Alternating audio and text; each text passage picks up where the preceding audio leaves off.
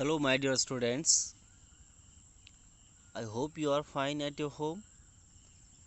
This is Harish Kangwar present over in this online class, and today I am here to explain the remaining part of the poem Birches. So, this is the second part of the poem Birches by Robert Frost,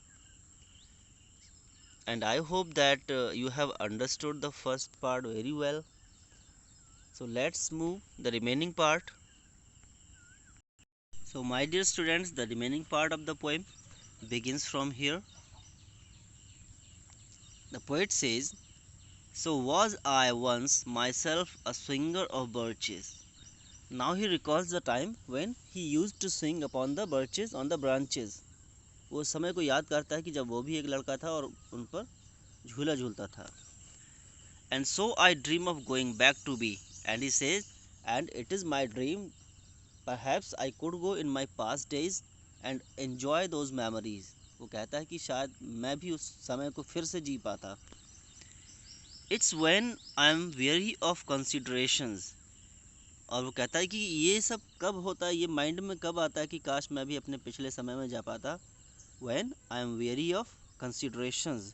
When the poet is tired of considerations और responsibilities. जब वो दुनिया की जिम्मेदारियों के बोझ के तले दब जाता है तब उसे याद आता है. फिजिकली तो वो अपने पास्ट में नहीं जा पाता है. Nobody can go physically in the past, but mentally he can go in the past. He can relive the memories in his mind. And life is too much like a pathless wood. And he says, when life looks like a pathless wood, एक ऐसा जंगल जिसमें कोई रास्ता दिखाई ना दे और आप भटक जाएं, तो ज़िंदगी बिल्कुल जब ऐसी दिखाई लगने लगती है और इंसान सब जिम्मेदारियों के बोझ के नीचे दब जाता है. Where your face burns, आपका फेस बर्न करने लगता है, जलन होने लगती है सूरज की धूप से. And tickles with the cobwebs, Burns and tickles with the cobwebs. जो मकड़ी के जाले हैं वो जंगलों के बीच से गुजरते हुए आपके चेहरे पर लगने लगते हैं, तो उनसे क्या होती है, इरिटेशन होती है. तो ये सब क्या है, प्रॉब्लम्स हैं लाइफ की. जिस तरह पोएट यहाँ पर बोल रहा है, life is like a pathless would and man is tired of considerations, weary of considerations. Then he feels that he could go in his childhood, जिससे वो अपने पास्ट को जी सके, जो सब कुछ केयरफ्री था, किसी की कोई परवाह नहीं थी, ये सब कुछ स्टडी करने का कोई सिस्टम नहीं था और न ऐसे काम करना पड़ता था. Broken across it and one eye is weeping. And he says broken across it, यानी मकड़ी का जाला था, उसके बीचों बीच से गुजरते थे तभी सब कुछ चेहरे पर लगता था. And one eye is weeping from a twigs having laced across it open. और कहता कि आई, जो आँखें हैं वो रोने लगती हैं. कहने का मतलब जब आँख में कुछ पड़ जाता तो आंसू ऑटोमेटिकली निकलते हैं. फ्रॉम अ ट्विग्स, किसकी वजह से, जब पेड़ की कोई ट्विग, कोई टहनी अचानक गुजरते हुए आँख में लग जाए. हैविंग लेस्ड अक्रॉस इट ओपन, यानी खुली हुई आँख में अगर कोई टहनी लग जाती है तो आँख में आंसू आ जाते हैं. तो ये सारी प्रॉब्लम्स वो एक पाथलेस वुड के थ्रू समझाना चाहता है कि life is like a pathless would. और जैसी एक पाथलेस वुड में प्रॉब्लम्स होती हैं, सेम प्रॉब्लम्स इंसान की लाइफ में भी होती हैं. So he the poet is becoming escapist. वो एस्केपिस्ट हो रहा है, यानी वो बचना चाहता है इन सभी जिम्मेदारियों से, इन सभी समस्याओं से छुटकारा पाना चाहता है. और इसके लिए वो चाहता है कि मैं अपने पास्ट डेज में चला जाता हूँ, but he can not go physically. So he is thinking mentally in his mind. I would like to get away from earth a while and then come back to it and begin over. He says, I would like to get away from earth a while. The poet wants to go away from the earth and again he wants to come back and make a fresh start. Poet चाहता है कि मैं थोड़ी देर के लिए ये ज़मीन से ऊपर उठूं जैसे एक लड़का जो बर्चेस पर झूला झूल रहा है वो जंप करता है, ज़मीन से ऊपर चला जाता है। तो पोइट कहता है कि इसी तरह मैं भी काश इन सारी जिम्मेदारियों से फ्री हो जाऊं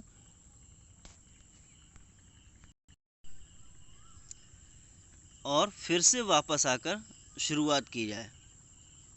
जिस तरह लड़का झूला झूलकर वापस नीचे ज़मीन पर आता है, तो कहता है इस तरह शायद एक छोटा सा वेकेशन मिल जाए। तो वेकेशन फिजिकली पॉसिबल नहीं है।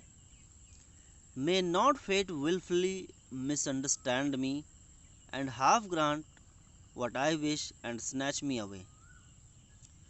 ही सेज जो फेट है, जो किस्मत है, विलफुली मिसअंडरस्टैंड ना करे मुझे। कहता है जो मैं चाहता हूँ कि मैं अब ये दुनिया से भागना चाहता हूँ, वैकेशन चाहता हूँ, तो ये सारी चीज़ों को मिसअंडरस्टैंडिंग में ना ले जाए किस्मत मेरी, कि अगर ये मेहनत से भाग रहा है। And half grant what I wish, कहता है कि जो मैं चाहता हूँ ऐसा ना हो कि उसमें से हाफ ही मिले, आधा ही मिले, और जो आधा पार्ट है वो स्नैच मी अवे, वो मुझसे दूर ले जाए। He says I want to escape from this world, but it doesn't mean uh, that the fate should understand him. जो किस्मत है उसकी उसे मिसअंडरस्टैंड करे, वो ये भी नहीं चाहता। Not to return, यानी वापस लौटना। Earth's the right place for love. I don't know where it's likely to go better. Now he says Earth is the right place for love. कहता है कि जो लव के लिए सबसे बेटर प्लेस है वो अर्थ ही है, क्योंकि जो बाहर की दुनिया है वो तो सिर्फ एक इमेजिनेशन है। हम अपने पास्ट में जाएं वो सिर्फ एक इमेजिनेशन है। जो रियलिटी है वो इसी अर्थ पर है, इसी दुनिया में है। तो कहता है कि मैं नहीं समझ पा रहा हूँ, वो अभी डिलेमा में है, एक कन्फ्यूज़न में है कि कौन सी जगह बेटर है, उसकी इमेजिनेशंस या फिर अर्थ की realities. I would like to go by climbing a birch tree and climb black branches up a snow white trunk।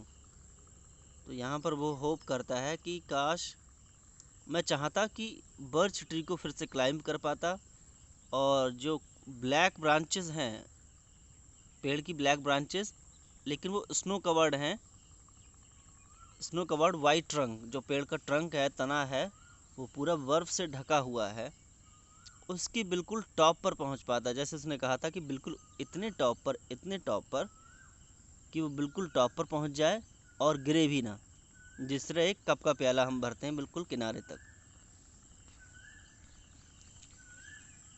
Toward heaven till the tree could bear, कहता है बिल्कुल हेवन की तरफ उड़ाता हुआ ले जाए वो पेड़, उछाल दे ऊपर की तरफ, आसमान की तरफ। कब तक? जब तक वो पेड़ उसको सहन कर सके, उतनी लिमिट तक पेड़ उसे उठाकर ऊपर ले जाए जहाँ तक वो जा सकता है।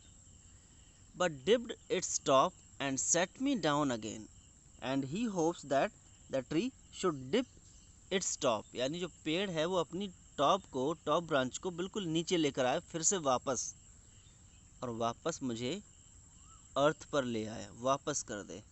तो यहाँ पर वो बिल्कुल अप एंड डाउन कंडीशन चल रही है। यहाँ पर ये अर्थ है और ये यहाँ पर सिर्फ इमेजिनेशन है, जो इमेजिनेशन में ही खुशी का माहौल सेट कर रहा है। तो कहता है कि मैं भी चाहता हूँ बर्च पर झूलूँ, और जो टहनी है, बर्च है, मैं यहाँ से जंप करूँ और ऊपर तक ले जाए फिर वापस आ जाए। Understood? That would be good both going and coming back. First of all he supposes which place is better, he thinks which place is better, earth और स्काई, रियलिटीज़ और इमेजिनेशन। वो दोनों में कन्फ्यूज़न पड़ा हुआ था पहले कि रियलिटीज़ में रहना ज़्यादा बेटर है या फिर इस रियल वर्ल्ड से भागना कहीं अच्छा है। लेकिन जो एस्केपिस्ट होते हैं, रियल वर्ल्ड से भागना चाहते हैं, वो अपनी लाइफ में कुछ भी नहीं कर पाते। वो ऐसे के इमेजिनेशन में ही रह जाते हैं, वो सिर्फ इंसोमानिया में चले जाएंगे। कुछ लोग यूटोपिया की लाइफ जीते हैं, अपने खाली ख्याली पुलाव पका रहे होते हैं कि मैं ये बन जाऊंगा, वो बन जाऊंगा, कि मेरा ये होगा। ठीक है, मैं ऐसा बनूंगा। लेकिन सिर्फ इमेजिनेशन में सोचने से कुछ नहीं होता। रियलिटीज़ में जो लाइफ है, जो एक रियल स्टेज की तरह है, उसको हमें परफॉर्म करना है अपना रोल। तो रियलिटीज़ को हमें एक्सेप्ट करना पड़ेगा, चैलेंजेस को एक्सेप्ट करना पड़ेगा, फाइट करना पड़ेगा, ठीक है। लेकिन इमेजिनेशन में सोचना कोई बुरी बात नहीं है, कभी कभी के लिए, हमेशा के लिए नहीं। तो इसलिए यहाँ पर पोइट कहता है कि दोनों ही बातें ठीक रहेंगी, both going and coming back. Relax लेने के लिए बीच बीच में वेकेशन भी ज़रूरी है। तो कहता है कि मैं दोनों ही चीज़ें चाहता हूँ, कि मैं ऊपर भी जाऊँ और नीचे भी आऊँ। But one could do worse than be a swinger of birches. लेकिन कहता है कोई भी इंसान वर्स ही करेगा, यानी अच्छा नहीं कर पाएगा, बुरा ही करेगा। किससे? Swinger of birches. क्योंकि स्विंगर ऑफ बर्चेज है, जो बॉय है जो बर्चेज को स्विंग कर रहा है, वो अच्छे से जंप कर रहा है, ऊपर जा रहा है नीचे आ रहा है, ऊपर जा रहा है नीचे आ रहा है। लेकिन जो रियलिटी है, जो रियल लाइफ है, वास्तविक दुनिया है, इसमें हर इंसान के बस की बात नहीं है कि एक ही जगह पर रह पाए। क्योंकि कुछ लोग सिर्फ इमेजिनेशन में रह जाते हैं, सिर्फ यहीं पर अटक जाते हैं कुछ लोग इमेजिनेशन में, ठीक है। कुछ लोग अर्थ पर ही रह जाते हैं। लेकिन जो बर्चेज वाला लड़का है, वो अप एंड डाउन, ऊपर नीचे आ जा रहा है। तो उसने कहा कि स्विंगर ऑफ बर्चेज है, वही बेटर कर रहा है। रियल लाइफ में कोई इंसान बर्चेज के स्विंगर की तरह नहीं कर सकता। बहुत कम लोग हैं जो रियलिटी और इमेजिनेशन के बीच में सामंजस्य बिठा कर रखते हैं, हार्मोनाइज करते हैं लाइफ को। I hope now you have understood the poem, and I think my efforts are bearing fruit. So thanks for watching the video. Meet you again with next class. Thanks and have a wonderful day.